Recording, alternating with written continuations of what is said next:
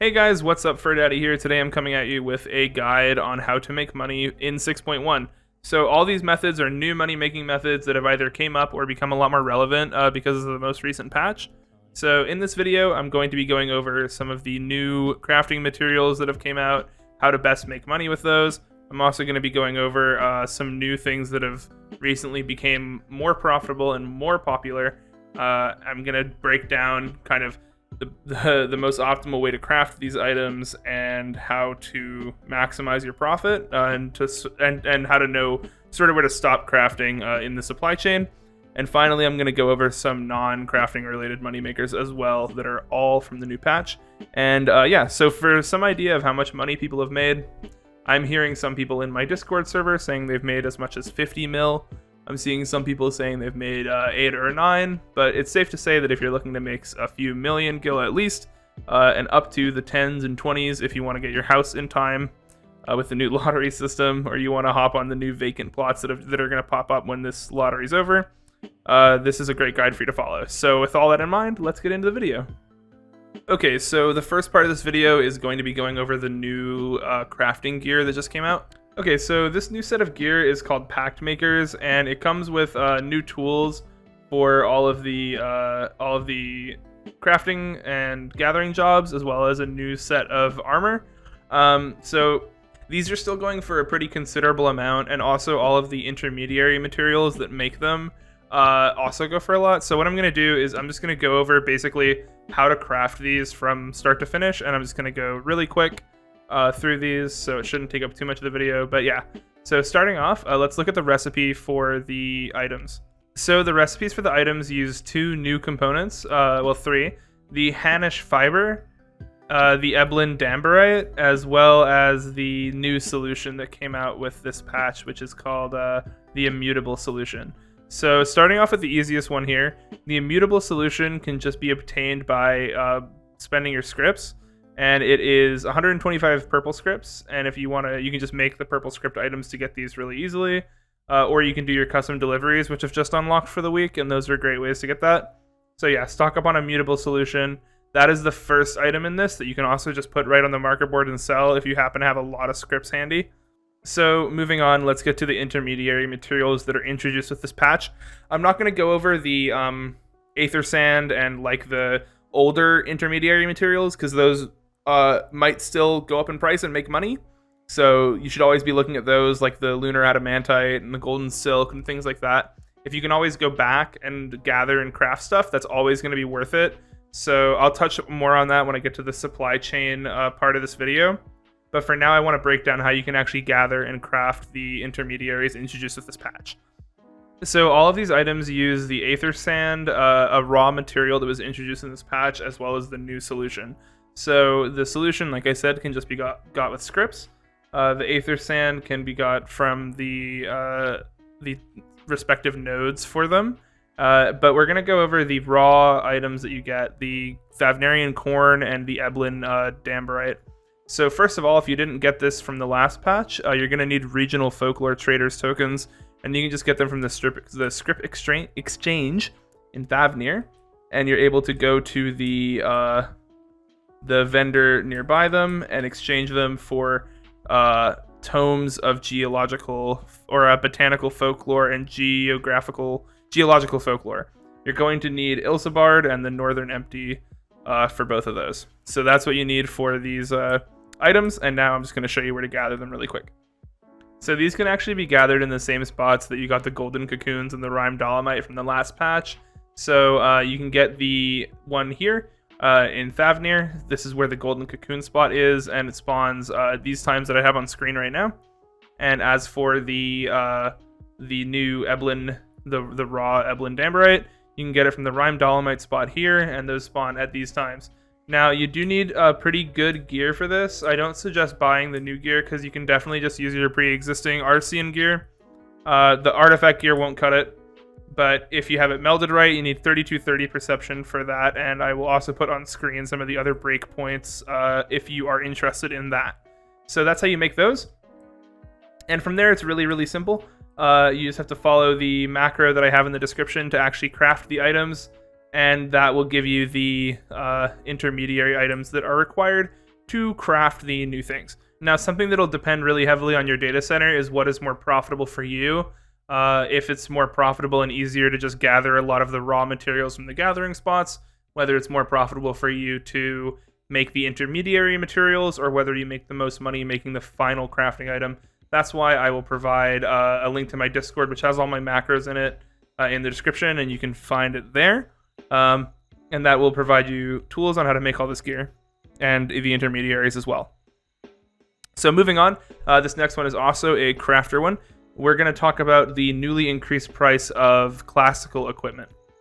So because of the new gear exchange system, which I'll go over in just a moment, the classical equipment has seen a pretty big increase in price. So the classical equipment has went from like 30k or sometimes like 20k a piece, all the way up to, in some cases, 200k, 250k. So it's suddenly a lot more profitable to make this. And like I said, with the supply chain stuff, the intermediary materials are all also more expensive as a result, which means the lunar adamantite and things like that. So I very highly suggest making the classical gear. I actually think in some cases the classical gear is going to be easier and more profitable to make. Of course, this might change, so don't just make all this stuff and put it on the market board. When you see this video, go and check what the prices are, see what's good on your server. But generally, these are the two best things to craft right now, which is the classical equipment as well as the new gathering and crafting gear. So those are the two things that I think you should be crafting right now. I don't really think there's much weight in the crafted foods, the new foods for gatherers and crafters, because anybody who's going to actually take advantage of those probably can make them themselves. So I think the classical equipment is probably your best bet for people who are now like getting into the game over these next few days here, the next week or so. And those will continue to be good money makers for people who want to catch up and get to the 590 item level with those, all the way up until a new set of craftable gear drops. So we saw that with the last expansion, and that these will continue to be a steady moneymaker in this expansion as well.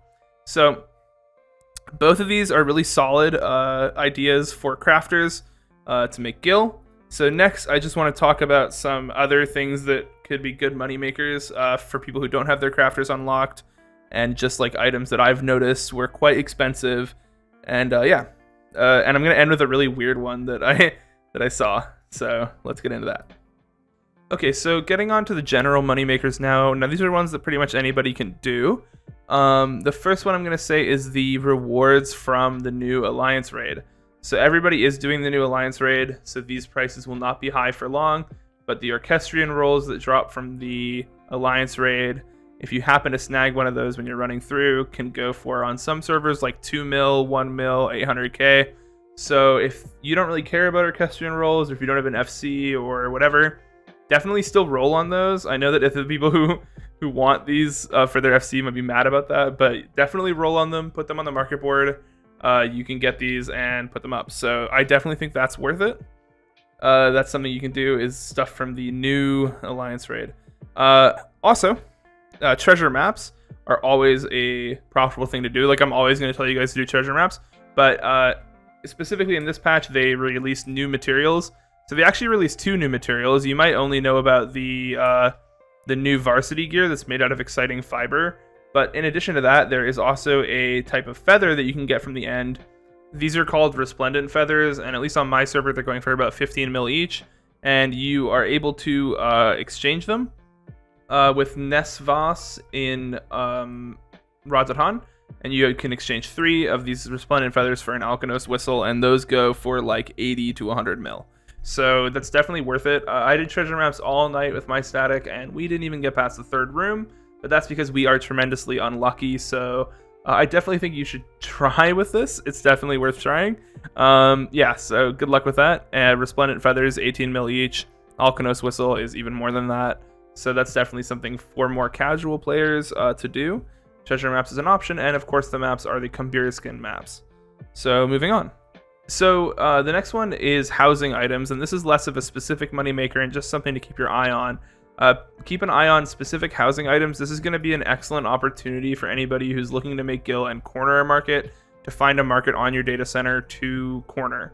Because when the new housing plots are filled up, and this is already the case, people are pre-buying stuff, you can craft where people need items. So of course in the market board, just go to housing items, look at them, look at the sell history and the prices, and you can say, well, this item seems like one that I want to corner the market on, and now is the time to begin farming the items required to make that.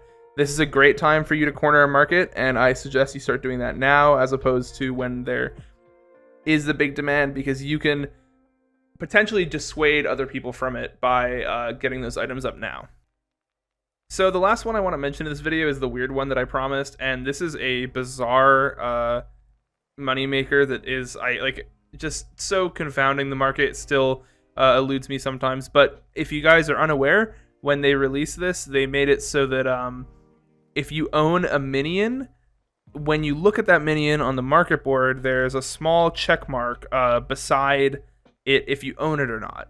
So the resulting what's happened with this is people have went through the market board and essentially bought up all the back supply of some of these like minions that aren't particularly easy to get, but people have gotten them in enough quantity that they've sort of like piled up. So we've seen some minions like just totally spike in price. So some minions that have went for like 5k are now going for like 100, 150k. So this makes the Grand Company lockboxes a lot more viable. And it also makes just some of these minions that are very easy to get potentially worth farming. So you can see some of these minions that have went for very cheap amounts are now going for quite a bit more, which is a bit weird. So get on that now. You might not have an opportunity to respond to that demand by the time this video is up. People might have already figured that out, but just a weird marketplace anomaly that I thought I would clue my subscribers in case your server is still still making money off that. Just a weird thing to kind of include at the end of the video. Hey guys, this is the outro of the video. I was originally going to include a breakdown of how the supply chain works and some basics of the market board, but it went on for about 8 minutes, and I realized that I should probably make that as its own video. So if that's something you guys are interested in, let me know down below, breaking down like how supply and demand works specifically with Final Fantasy and its market.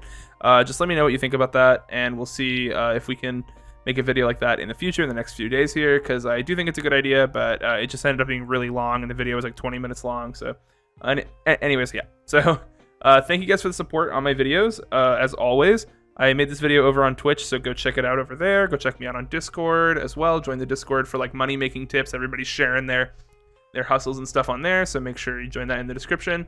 All the pertinent information is down below. Let me know what you guys want to see in the comments, yada yada yada. Thank you guys for watching the video through, and hopefully these money making methods can make you guys some money. And I'll probably be posting a video in a few days. So see ya, and thanks. Bye bye.